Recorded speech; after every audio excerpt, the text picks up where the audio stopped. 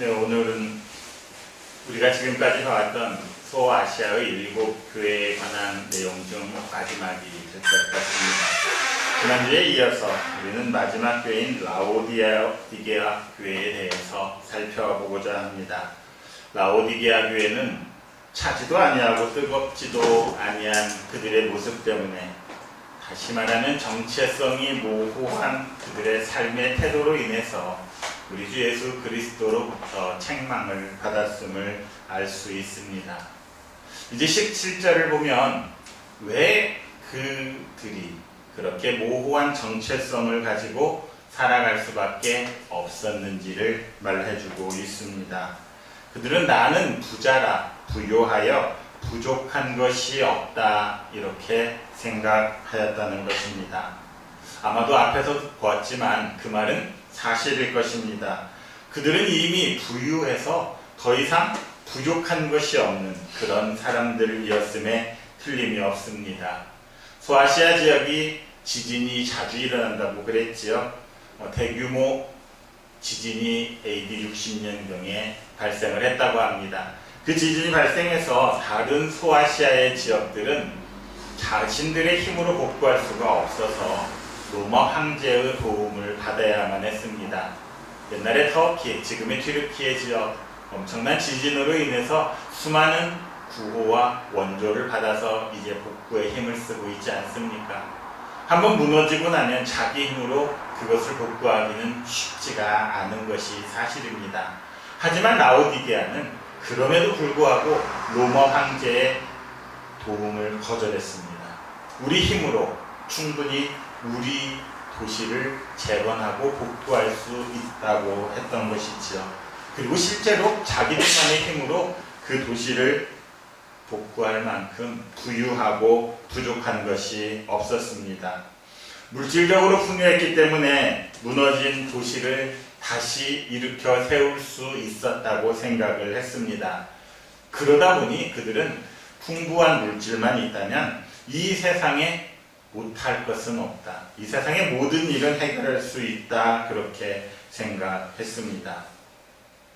요즘에도 그런 생각을 하는 사람들은 많이 있지요. 돈이면 무엇이든지 할 수 있다, 돈으로 못하는 게 무엇이 있겠느냐. 어쩌면 이런 생각을 라오디게아 교회의 그 도시의 사람들이 하고 있었던 것 같습니다. 물질적인 번영과 풍성이 우리의 영혼, 영적인 풍요도 다 책임질 수 있다고 생각을 했던 것이지요. 그러다 보니 물질적인 부분은 굉장히 발전하고 풍요로워졌을 것입니다. 지금 우리의 세상도 그렇지 않습니까? 이 시대, 아니 우리 인류 역사상 어느 시대보다도 더 풍요로운 시대를 우리가 지금 살아가고 있습니다. 그런데 그 반면에 우리의 영적인 삶도 그 물질이 발전하는 것만큼 발전하고 있느냐는 것이지요. 오히려 물질적인 발전에만 집중하다 보니 우리의 영성, 우리의 영적인 생활들은 상대적으로 뒤처지고 퇴보하고 있게 되었습니다. 아직도 영의 부분, 영적인 부분에서는 참 비이성적이고 비논리적인 부분들을 벗어나지 못하고 있다는 것입니다. 그러니 여전히 구슬하고 푸닥거리를 하는 그런 수준에 머물러 있는 것이죠. 최첨단의 시대를 살아가는 우리들이 점을 치고 구슬하는 그런 세상과 함께 살아가고 있다는 것입니다. 오직 물질만 발전한 이 시대에서는 가능한 일이지요. 물질만 번성하게 하고 발전시키면 되기 때문에 우리의 이성은 전혀 우리의 영적인 부분들은 발전시키지 않아도 된다고 생각을 했던 것입니다. 그렇게 물질적인 풍요를 누리고 있지만 영적으로는 반대로 심각한 궁핍함에 빠져 있다고 성경은 말하고 있습니다. 그런데 라오디게아 사람들은 그것을 전혀 깨닫지 못했다는 것입니다. 그게 더 큰 문제라는 것이지요. 자신이 영적으로 가난하다는 생각을 조금도 하지 않고 느끼지도 못했다는 것입니다. 우리가 미지근한 물에서부터 물을 점점 온도를 올려가다 보면 그 안에서는 자기가 죽는 줄도 모르고 죽어간다고 합니다. 점점 무감각해지기 때문에 나중에는 100도씨가 넘는 끓는 물에 있어도 조금도 느끼지를 못한다는 것이지요. 우리의 영의 문제도 마찬가지입니다. 조금씩 둔감해져 가고 무감각해져 가다 보면 나중에는 나는 아무것도 없는데도 내가 무엇인가가 있다고 생각을 하게 되는 것입니다. 그래서 17절 하반절을 보면 이렇게 말하지요. 같이 한번 읽겠습니다. 내 곤고한 것과 가련한 것과 가난한 것과 눈먼 것과 벌거벗은 것을 알지 못하는도다. 무슨 말입니까? 다름 아닌 라오디게아 교회 너희들이 곤고한 사람들이고 가련한 사람들이고 가난하고 눈멀었고 벌거벗었도다. 바로 그 사람들이 너다. 지금 이렇게 말하고 있는 것이지요.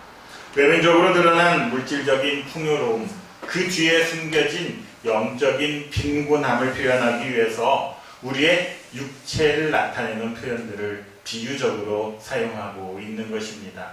그렇게 말하지 않으면 못 알아듣기 때문에 이렇게 우리와 친근한 우리의 몸을 통해서 네가 영적으로 곤고하고 영적으로 가난하고 영적으로 눈멀었고 영적으로 벌거벗었다. 지금 이렇게 말하고 있는 것이지요. 곤고하다 이 단어는 원적으로 보면 가장 무거운 것과 찌르다라는 두 말이 합쳐졌다고 합니다. 그러니까 영적으로 가장 무겁고 힘든 것이 짓누르고 찌르고 있는 상태라는 것이죠. 얼마나 힘들겠습니까? 그 무거운 것이 찌르고 누르고 있으니 그로 인해서 피부가 다 굳어져 버리는 그런 괴로움을 견디고 있는 상태, 그것을 곤고한 상태라 표현한다고 합니다. 왜 이렇게 곤고하게 되었습니까? 가난해서 그런 것이지요. 자, 그런데 이 가난이라는 걸 우리가 생각을 잘 해야 됩니다. 물질이 없어서가 아니지요. 라오디게아 사람들은 자신들이 부자라 생각을 하고 있었던 사람들이기 때문에 그들에게 가난이라는 말은 뭔가 맞지 않는 것 같습니다. 그래서 성경도 이 가난은 물질의 가난을 말하는 게 아니라 말씀이 없어서 하나님의 말씀을 듣지 못하는 기갈이라 표현을 합니다. 아모스 8장 11절을 한번 보겠습니다. 같이 읽습니다. 주 여호와의 말씀이니라. 보라, 날이 이를지라. 내가 기근을 땅에 보내리니 양식이 없어 주림이 아니요 물이 없어 갈망이 아니요 여호와의 말씀을 듣지 못한 기갈이다. 다른 게 굶주린 거, 다른 게 목마른 것이 아니라 하나님의 말씀을 듣지 못하기 때문에 우리 그리스도인들은 그렇게 되면 배고프고 목마르게 되어 있다는 것입니다. 하나님 여호와 하나님의 말씀을 듣지 못하는 그 기갈이기 때문에 우리가 가난하다 말하고 있는 것이죠. 그렇게 기갈에 가난에 곤고에 휩싸이게 되면 어떻게 되겠습니까? 바울 사도는 로마서 7장 24절에서 이렇게 말합니다. 같이 읽습니다. 오호라, 나는 곤고한 사람이로다. 이 사망의 몸에서 누가 나를 건져내리라. 바울 사도가 결국은 그 곤고라는 단어를 자기에게 씁니다. 내가 바로 이런 사람이다. 나는 지금 사망에 빠져서 죽을 수밖에 없는 그런 고통에 시달리고 있다는 것입니다. 하나님의 말씀을 듣지 못하는 거 아무렇지도 않을 것 같지만 바울 사도는 사망의 몸에 빠지는 곤고한 사람이 된다. 지금 말하고 있습니다. 로마서 7장까지의 문제는 뭐였습니까? 바울 사도는 우리가 왜 곤고한 사람이 될 수밖에 없는지, 우리 인간들이 왜 힘들 수밖에 없는지를 설명하고 있습니다. 그리고 나서 결국은 내 자신, 바울 자신이 곤고한 사람이라는 것을 깨닫게 되었던 것이지요. 그 자신의 가장 큰 문제를 알았다는 것입니다. 그리고 그의 이 문제는 로마서 8장 1절과 2절에 가서 비로소 풀립니다. 로마서 8장 1절과 2절 같이 한번 읽겠습니다. 그러므로 이제 그리스도 예수 안에 있는 자에게는 결코 정죄함이 없나니 이는 그리스도 예수 안에 있는 생명의 성령의 법이 죄와 사망의 법에서 너를 해방하였습니다. 다른 것이 아니라 예수 안에 있는 생명의 성령의 법이 우리를 해방하였기 때문에 우리가 그 곤고로부터 벗어날 수 있다고 말하는 것입니다. 물질의 풍요함이 우리를 곤고함으로부터 벗어나게 해주는 것이 아니라 그리스도 예수 안에 있는 생명의 성령의 법이 죄와 사망의 법에서 나를 해방한다 말하고 있는 것이지요. 라오디게아 교회는 물질적으로는 풍성한 교회였지만 그들은 가난한 교회였습니다. 앞에 있는 서머나 교회는 어땠습니까? 그들은 물질적으로는 참 가난한 교회였지만 실상은 부유한 자라 이런 칭찬을 받지 않았습니까? 서머나 교회와 라오디게아 교회의 모습이 너무나 달라 보입니다. 세상에서는 어쩌면 라오디게아 교회가 훨씬 더 큰 힘을 발휘했을지도 모릅니다. 그러나 하나님은 서머나 교회를 향해서 실상은 너희가 부유한 자라 이렇게 말하고 있음을 알아야 합니다. 창세기 3장을 보면 인간의 타락 과정이 나옵니다. 그 내용들을 보면 처음에 인간들은 벌거벗었음에도 불구하고 조금도 부끄러워하지 않았고 조금도 두려워하지 않았습니다. 하지만 선악과를 먹고 난 후에 그들은 달라졌지요. 그들은 자신이 벌거벗은 것을 부끄러워했습니다. 그래서 무화과 나무 잎을 엮어서 치마를 만들었지요. 그리고 하나님의 부르시는 소리를 듣고는 두려워서 무서워서 숨어버렸습니다. 그런데 그들이 만든 옷으로는 부끄러움도 두려움도 가릴 수가 없었던 것이지요. 자신들의 힘으로 치마를 만들어 입었지만 여전히 부끄러웠고 여전히 두려웠습니다. 그래서 하나님께서는 창세기 3장 하반절에 가면 아담과 하와에게 가죽옷을 지어 입히셨다 이런 말이 나옵니다. 아니 무화과 나무잎을 분명히 개들이 만들어서 입었는데 왜 가죽옷을 또 만들어서 입혀주셨겠습니까? 이 가죽옷이 상징하는 것은 무엇이겠습니까? 가죽을 얻기 위해서는 동물의 목을 쳐서 피를 흘려야만 그 가죽을 얻을 수가 있습니다. 피 흘림이 없으면 가죽을 얻을 수가 없다는 얘기지요. 그래서 히브리서 9장 22절에서는 피 흘림이 없은즉 사함이 없느니라 이렇게 말합니다. 누군가의 죄를 사하려면 피 흘림이 있어야 한다는 것이지요. 우리 죄를 사하기 위해서는 누군가가 피를 흘려야 한다는 것입니다. 아담과 하와의 죄를 사하기 위해서 짐승이 피를 흘렸습니다. 그때는 은혜의 시대가 아니기 때문에 그렇지요. 우리의 죄를 사하기 위해서는 예수 그리스도께서 피를 흘리신 것입니다. 그래서 이 가죽옷은 예수 그리스도를 예표하는 말임을 알아야 합니다. 예수 그리스도께서 피 흘림으로 말미암아 그렇게 벌거벗고 부끄러웠던 우리들이 구원을 얻게 된 것입니다. 영적으로 벌거벗고 수치를 당했던 우리들이 예수 그리스도라는 옷을 입었을 때에만 비로소 곤고함으로부터 해방될 수 있다는 것이지요. 예수 그리스도로 옷 입지 않는다면 그 어떤 옷을 입는다 할지라도 우리는 구원받지 못하고 보호받지 못함을 알아야 합니다. 그래서 예수 그리스도가 없는 라오디게아 교회를 향해서 너희 수치를 보고 너희의 벌거벗은 것을 보라고 말하고 있는 것 아니겠습니까?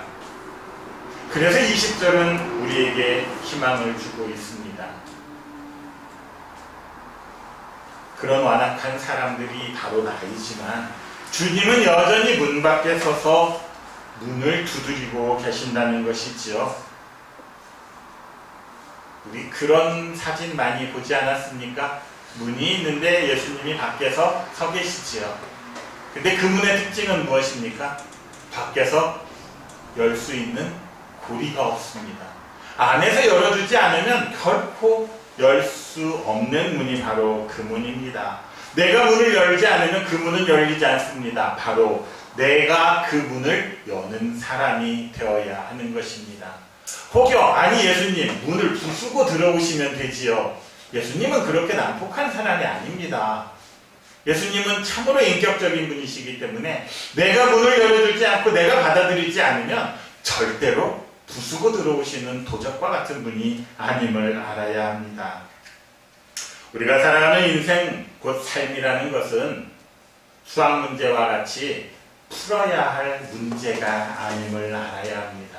우리의 인생은 수학 문제와는 다른 것입니다. 우리의 인생은 경험해야 할 신비입니다. 내가 경험해봐야 풀릴 수 있는 그런 문제인 것이지요.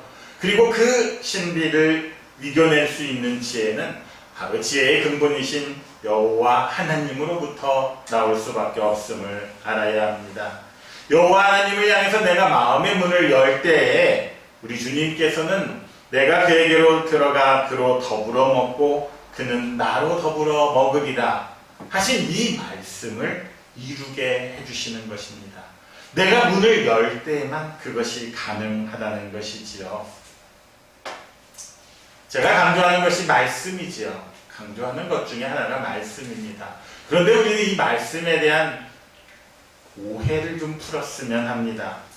말씀하면 모든 것이 다 하나님의 말씀이고 말씀하면 다 좋은 것이다, 우리에게 유익하다, 그런 생각은 버려야 합니다. 말씀이 온다고 해도 반드시 하나님이 주신 성령으로 분별해야만 합니다. 뱀이 아담과 하와를 유혹했습니다. 그때 그가 사용한 방법이 무엇입니까? 폭력적인 방법이 아니라 하나님의 말씀이었습니다. 하나님의 말씀을 교묘하게 변형시켜서 그들을 미혹시켰던 것이지요. 뱀으로 대표되는 사탄, 이단들이 가장 많이 사용하는 게 요한계시록 아니겠습니까? 이 요한계시록의 말을 조금씩 바꾸어서 자기들에게 유리하게 해석해서 이 세상의 수많은 그리스도인들을 미혹에 빠지게 하는 도구로 삼고 있습니다. 미혹에 빠지게 하는 가장 강력한 도구가 하나님의 말씀이 되고 있다는 것이지요. 그래서 베드로후서 1장 20절과 21절은 이런 말씀이 있습니다. 같이 한번 읽겠습니다. 먼저 알 것은 성경의 모든 예언은 사사로이 풀 것이 아니니 예언은 언제든지 사람의 뜻으로 낸 것이 아니요 오직 성령의 감동하심을 받은 사람들이 하나님께 받아 말한 것이니라. 성경의 모든 예언은 사사로이 풀지 말라는 것입니다. 사사로이 푼다는 것은 사람의 뜻으로 푼다는 것입니다. 사람의 유익함을 위해서 푼다는 것입니다. 하나님의 말씀을 자기 유리하게 고쳐서는 안 된다는 것이지요. 오직 하나님의 말씀은 성령의 감동으로 분별할 수 있어야 한다. 그렇게 말하고 있습니다. 아까 말한 창세기 3장에서 선악과를 먹고 난 후에 아담과 하와의 눈이 밝아졌다, 이런 표현이 나옵니다. 집에 가서 한번 보시기 바랍니다. 이전까지는 눈이 밝아지지 않았는데 눈이 밝아졌다고 나오지요. 그런데 여기에 속임수가 있습니다. 아담과 하와가 눈이 밝아진 것은 하나님이 보셨을 때 그들의 눈이 밝아진 것이 아니라 뱀이 보았을 때 사람들의 눈이 밝아진 것입니다. 그래서 그들은 이제 눈이 밝아졌기 때문에 자신들이 무엇인가를 할 수 있다고 생각을 합니다. 하나님을 떠나고 하나님을 숨습니다. 하나님의 뜻대로 하지 않고 이제 내 뜻대로 하고자 하는, 그렇게 하나님을 대적하는 일에 눈이 밝아졌다는 것입니다. 자, 생각해 보십시오. 사람의 눈이 밝아졌습니다. 영적인 눈이 밝아졌습니다. 그러면 어떻게 해야 되겠습니까? 하나님을 바라보아야 하지 않겠습니까? 그리고 하나님의 뜻대로 살아야 하지 않겠습니까? 그런데 오히려 눈이 밝아진 그들이 하나님을 숨습니다. 오히려 하나님을 두려워하지요. 그것은 하나님을 향해서 눈이 밝아진 것이 아니라 사탄을 향해서 눈이 밝아진 것입니다. 오히려 마음 안에는 교만함만 가득 차 있었다 말하고 있지요. 그래서 성경의 말씀들은 우리 인간의 지성으로 이해하려고 해서는 안 된다는 것입니다. 성경의 가르치심 안에서 성령의 분별하심을 통해서 알아야 합니다. 요한계시록 하면 제일 먼저 떠오르는 숫자가 있지요. 흔히들 세상에서 많이 말하지 않습니까? 666입니다. 그렇죠? 그것은 짐승의 표라고도 하고 짐승의 수라고도 하고 짐승의 이름이다. 성경은 이렇게 표현하고 있습니다. 자, 그런데 그 성경의 말씀을 잘못 해석하니 죄 없는 666번 버스만 망해버렸습니다. 아무도 타지 않는 거예요. 666. 그 숫자는 의미가 없는 숫자입니다. 그 문자에 하나님의 뜻이 들어있는 게 아니라는 것이죠. 666은 뭐 마귀의 표다, 사탄의 표다 이런 얘기만 하고 있다가는 하나님의 말씀을 조금도 듣지 못하게 되는 것입니다. 하나님의 말씀을 제대로 깨닫고 확증하지 못한다면 결국에는 그 말씀에 미혹되고 만다는 것입니다. 그러니까 이단들에 빠지고 마는 것이지요. 아까 하나님은 분명히 인격적이신 분이다 그렇게 말씀드렸습니다. 하나님이 인격적인 것은 폭력적이 아닌 것도 있지만 또한 무조건적인 것도 아니시라는 것을 알아야 합니다. 하나님은 묻지도 말고 따지지도 말고 무조건 믿어라 이렇게 말씀하시는 분이 아니십니다. 그런데 왜 교회는 묻지도 따지지도 말고 믿으라고 말합니까? 예수님이 부활하셨을 때 도마는 그 자리에 없었죠. 도무지 못 믿겠다고 말합니다. 그러니까 예수님이 도마를 불러다가 혼내셨습니까? 믿으라면 믿지 왜 따지느냐고 질책하셨습니까? 아니지요. 와서 만져봐라. 내 상처를 만져보고 믿어라. 믿을 수 있게 보여주시고 실제로 경험하게 해주시는 분이 바로 우리 주 예수 그리스도이심을 알아야 합니다. 하나님의 말씀이 믿어지는 것, 하나님이 하신 그 일들이 믿어지는 것은 예수 그리스도께서 우리 안에 들어오셔서 그것들이 믿어지게 만들기 때문에 가능한 일입니다. 내가 문을 꼭 닫고 열어주지 않으면 우리 주님은 못 들어오시지요. 믿을 수가 없습니다. 하지만 내 마음의 문을 내가 열어놓았을 때 내 안에 들어오신 우리 주님이 나를 믿게 해주실 수 있다는 것입니다. 그것이 바로 성경에서 말하는 위로부터 거듭나는 것입니다. 위로부터 거듭나야 하나님을 볼 수 있습니다.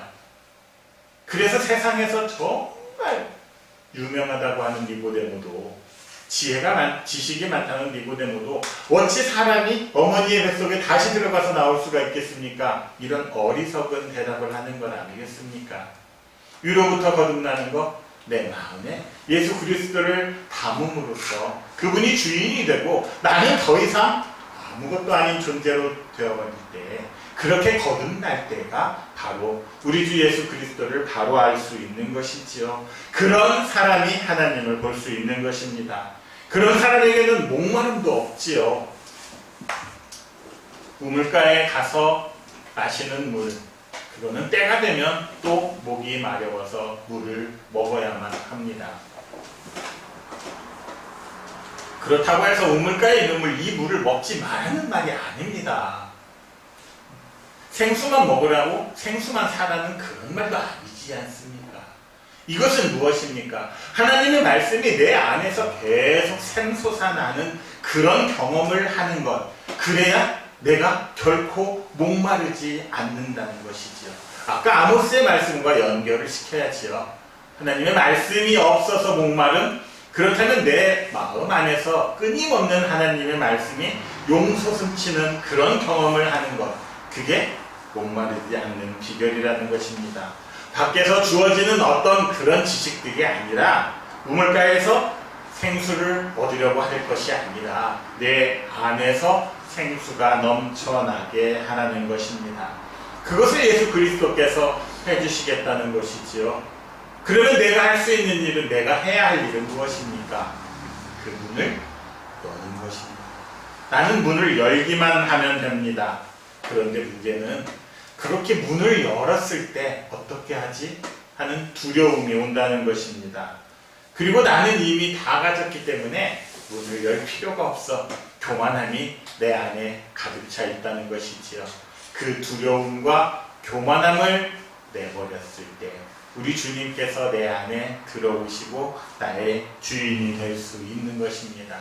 그래서 내가 주님 앞에 나아갈 때는 믿음이 있어야 합니다.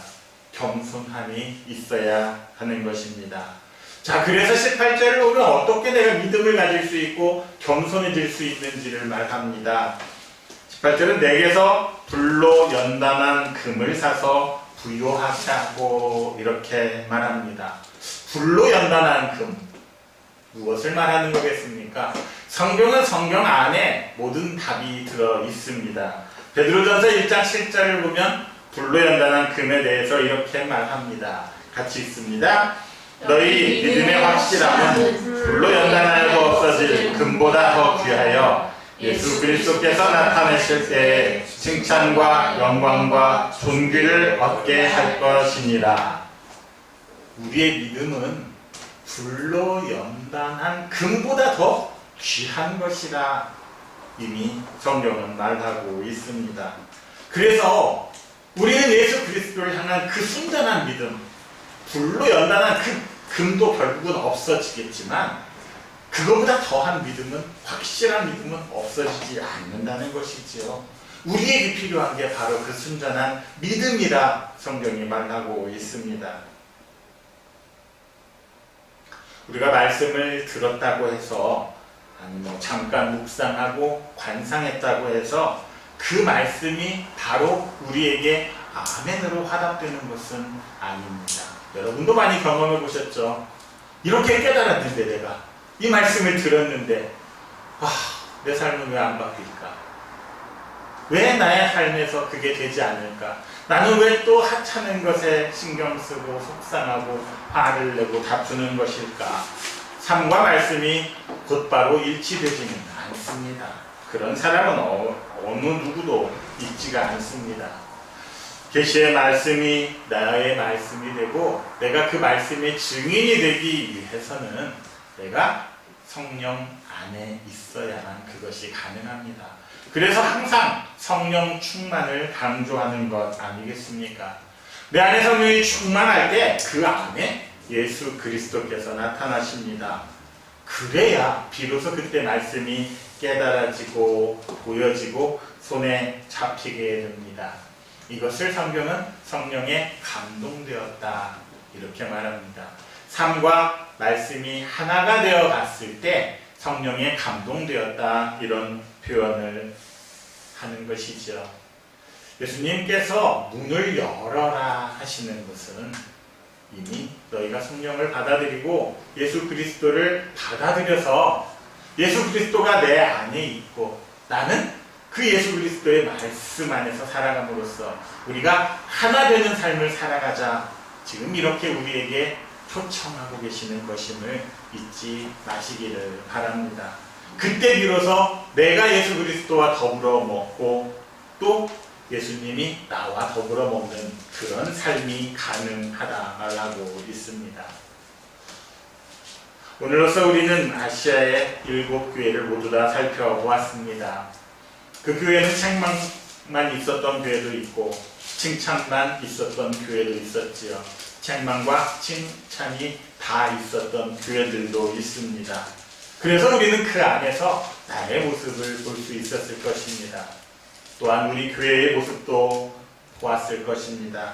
그렇다면 이제는 내가 나아가야 할 방향, 우리가 가야 할 방향이 어디인지는 알 수 있을 것 같습니다.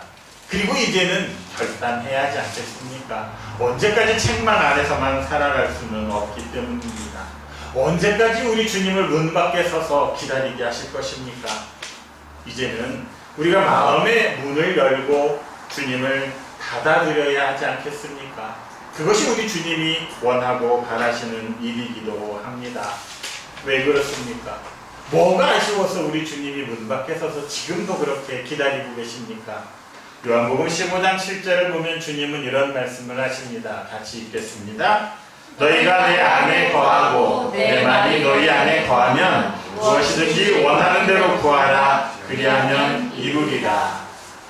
우리는 이 말씀을 다 떼어내고 마지막만 기억하지요. 마태복음에 요것만 나와서 그렇습니다. 무엇이든지 원하는 대로 구하라. 그리하면 이루리라. 그러나 그 앞에 전제가 있음을 잊지 마시기 바랍니다. 너희가 내 안에 거하고 내 말이 너희 안에 거할 때에 너희가 원하는 그 모든 것 이루어진다 말하고 있습니다. 이것이 바로 지금 20절에서 말하고 있는 내가 그에게로 들어가 그로 더불어 먹고 그는 나로 더불어 먹으리라, 이 말씀이 이루어진 상태 아니겠습니까? 우리는 이를 위해서 달려가야 합니다. 조금 힘들 수 있습니다. 어려울 수 있습니다. 쓰러질 수도 있습니다. 하지만 우리에게는 우리 주 예수 그리스도의 그 강한 오른손이 있지 않습니까? 결코 우리를 놓지 않으시는 그 손을 붙잡고 살아가는 여러분들이 되시기를 바랍니다. 우리는 예배 후에 관상기도를 하지요. 관상기도는 성령 안에서 하나님의 말씀을 통해서 하나님을 바라볼 수 있게 해줍니다. 이것이 바로 안약이 되지 않겠습니까? 이것을 발랐을 때 하나님을 바라볼 수 있는 그 약이, 그 길이 될 수 있는 것입니다. 지금도 문 밖에 서 계신 우리 주님을 우리 안에 들어올 수 있도록 주님의 초청에 응해서 우리의 마음을 문을 여는 여러분들이 되시기를 바랍니다. 그렇게 해서 주님과 함께 먹고 마시면서 말씀의 증인이 되어서 주님이 주시는 생수를 마시고 생명의 떡을 먹는 여러분 모두가 되시기를 그리스도이신 예수님의 이름으로 축원합니다. 아멘. 주신 말씀에